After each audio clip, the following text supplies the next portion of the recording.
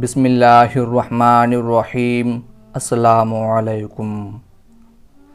حضرت موسیٰ علیہ السلام کی والدہ کا گھر شہر سے باہر تھا۔ آپ کبھی والدہ کے پاس ہوتے اور کبھی شہر آ جاتے۔ ایک مرتبہ آپ علیہ السلام ظہر یا عصر کے وقت شہر میں داخل ہوئے۔ یہ وقت عموماً کچھ غفلت کا وقت ہوتا ہے۔ لوگ قیلولہ کر رہے ہوتے ہیں یا کھانا کھا رہے ہوتے ہیں۔ آپ نے دیکھا دو آدمی آپس میں لڑ رہے ہیں، جن میں سے ایک قبطی تھا جو فرعون کی قوم میں سے تھا، اور دوسرا اسرائیلی تھا جو حضرت موسیٰ علیہ السلام کی قوم میں سے تھا۔ اسرائیلی نے موسیٰ علیہ السلام کو دیکھا تو قبطی کے ظلم و زیادتی کی شکایت کی اور ان سے قبطی کے مقابلے میں مدد مانگی۔ یہ قبطی فرعون کے مطبخ یعنی باورچی خانے میں روٹی پکاتا تھا، اور یہ اس اسرائیلی شخص کو فرعون کے مطبخ کے لیے لکڑیاں اٹھوانا چاہتا تھا۔ اس معاملے میں قبطی غلطی پر تھا۔ حضرت موسیٰ علیہ السلام پہلے ہی سے فرعون اور اس کی قوم کے بنی اسرائیل پر ظلم و ستم کو جانتے تھے، اور اس وقت اپنی آنکھوں سے قبطی کے ظلم کو دیکھ رہے تھے۔ چنانچہ آپ نے پہلے تو اس قبطی کو سمجھایا، مگر وہ نہیں مانا، تو حضرت موسیٰ علیہ السلام نے تادیباً اس قبطی کو ایک گھونسا مارا، جس سے وہ قبطی برداشت نہ کر سکا اور وہیں مر گیا۔ حضرت موسیٰ علیہ السلام کو اندازہ نہیں تھا کہ صرف ایک گھونسے سے ہی یہ شخص مر جائے گا۔ آپ کی نیت تو محض اس کو ظلم سے روکنے کی اور تادیبی سزا کی تھی، جان سے مارنے کا ارادہ نہیں تھا، مگر وہ شخص آپ کے گھونسے کی تاب نہ لا سکا اور مر گیا۔ حضرت موسیٰ علیہ السلام اس خلاف توقع وقوع پر نادم ہوئے اور فرمایا، یہ کام شیطان کی طرف سے ہوا ہے، وہ کھلا دشمن گمراہ کرنے والا ہے۔ پھر اللہ پاک کی بارگاہ میں عرض کیا، اے میرے اللہ، میں نے اپنے نفس پر ظلم کیا، مجھے معاف فرما دیجئے۔ اللہ پاک نے معاف فرما دیا، کیونکہ وہی معاف کرنے والا اور بہت رحم کرنے والا ہے۔ اگلے روز حضرت موسیٰ علیہ السلام خوف کی حالت میں شہر میں نکلے تو دیکھا گزشتہ کل والا اسرائیلی شخص آج کسی اور قبطی سے لڑ رہا ہے۔ یہ اسرائیلی شخص پہلے دن تو بے قصور تھا، دوسرے دن بھی اگرچہ اس کا جرم واضح نہیں تھا، لیکن مسلسل 2 دن جھگڑنے کی وجہ سے ظاہر یہی تھا کہ اس شخص کے مزاج میں بھی کچھ فساد ہے۔ لہٰذا حضرت موسیٰ علیہ السلام نے اولاً اسے یعنی اسرائیلی کو تنبیہ فرمائی کہ تم ہی شرارتی معلوم ہوتے ہو، پھر آگے بڑھ کر ان کے جھگڑے کو ختم کرنے کے لیے قبطی کو پکڑ کر علیحدہ کرنا چاہا کہ اسرائیلی ڈر گیا اور وہ سمجھا کہ آج شاید مجھے سزا ملے گی، اسی لیے مجھے ڈانٹا گیا ہے۔ اس نے خوف کے عالم میں یہ جملہ کہہ دیا کہ اے موسیٰ، کیا آپ مجھے قتل کرنا چاہتے ہیں جیسا کہ گزشتہ روز آپ نے ایک شخص کو قتل کیا؟ اس جملے کا سننا تھا کہ قبطی نے جھگڑا چھوڑا اور دوڑ کر فرعون اور اس کی کابینہ کو اطلاع دے دی کہ گزشتہ روز قتل ہونے والے قبطی کے قاتل موسیٰ علیہ السلام ہیں۔ یہ سن کر فرعون اور اس کے درباری انگاروں پر لوٹنے لگے اور انہوں نے آپس میں مشورے شروع کر دیے کہ موسیٰ علیہ السلام کو قتل کر دیا جائے۔ یہ مشورے ہو ہی رہے تھے کہ ایک آدمی وہاں سے دوڑتا ہوا آیا اور اس نے نہایت رازداری اور ہمدردی سے حضرت موسیٰ علیہ السلام کو بتایا کہ ان کے قتل کے لیے امائے دین حکومت بہت بیتاب ہیں۔ پھر اس نے مشورہ دیا، شہر سے نکل جائیے، میں آپ کا خیر خواہ ہوں۔ حالات بڑے خطرناک تھے۔ حضرت موسیٰ علیہ السلام کو پورے ملک میں کوئی جگہ بھی محفوظ نظر نہ آ رہی تھی۔ آپ نے فیصلہ کیا کہ اس ملک کو خیر بات کہہ کر کہیں اور نکل جائیں۔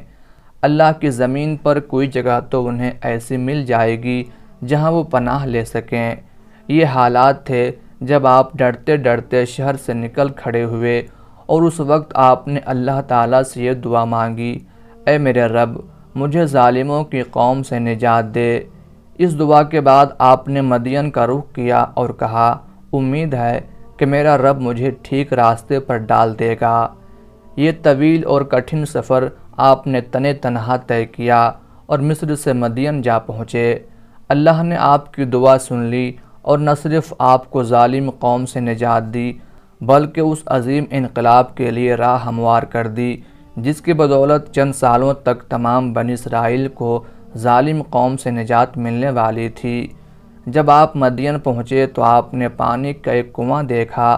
وہاں لوگ اپنی بھیڑ بکریوں اور دیگر مویشیوں کو پانی پلا رہے تھے۔ دو لڑکیاں اپنی بکریوں کو روکے کھڑی تھیں۔ بکریاں پیاس کے مارے پانی کی طرف دوڑتی تھیں مگر یہ ان کو روکتی تھیں۔ حضرت موسیٰ علیہ السلام نے ان سے پوچھا، تمہیں کیا پریشانی ہے؟ انہوں نے جواب دیا کہ ہم خود تو کنویں سے پانی نہیں نکال سکتی اور ہمارے والد بہت عمر رسیدہ ہیں، اس لیے جب یہ لوگ اپنے مویشیوں کو پانی پلا کر پیچھے ہٹ جاتے ہیں تو بچا کھچا پانی ہم اپنی بکریوں کو پلا لیتی ہیں۔ حضرت موسیٰ علیہ السلام نے ترس کھا کر ان کی بکریوں کے لیے کنویں سے پانی کھینچا اور انہیں پلایا۔ پھر آپ ایک درخت کے سائے میں جا کر بیٹھ گئے۔ غربت و مسافرت اور 8-10 دنوں سے بھوکے پیاسے راستے میں شاید درختوں کے پھل پتے اور کوئی جڑی بوٹی ہی نصیب ہوئی ہوگی۔ کیا بے چارگی کا عالم تھا۔ اس وقت آپ نے یہ دعا مانگی، اے اللہ جو خیر بھی تو مجھ پر نازل کر دے، میں اس کا محتاج ہوں۔ یہ دعا مانگنے کی تھوڑی دیر بعد ان لڑکیوں میں سے ایک شرماتی ہوئی آپ کے پاس آئی اور کہا کہ چلیے میرے والد آپ کو بلا رہے ہیں تاکہ آپ کو پانی پلانے کا اجر دیں۔ حضرت موسیٰ علیہ السلام چونکہ سخت ضرورت اور شدید اضطرار میں تھے اس لیے اس لڑکی کے ساتھ چل دیے۔ پھر انہوں نے اس کے گھر جا کر شیخ کو اپنی پوری بپتا سنائی۔ شیخ نے پوری داستان سن کر فرمایا، گھبرانے کی کوئی بات نہیں، تو نے ظالموں سے نجات پا لی ہے۔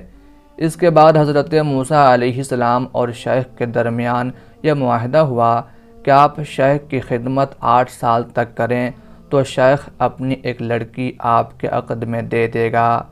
حضرت موسیٰ علیہ السلام 8 سال پورے کرنے کے بعد 2 سال اپنی مرضی سے شیخ کی خدمت کرتے رہے۔ اس کے بعد آپ اپنے اہل و عیال کو لے کر مدین سے مصر کی طرف روانہ ہوئے۔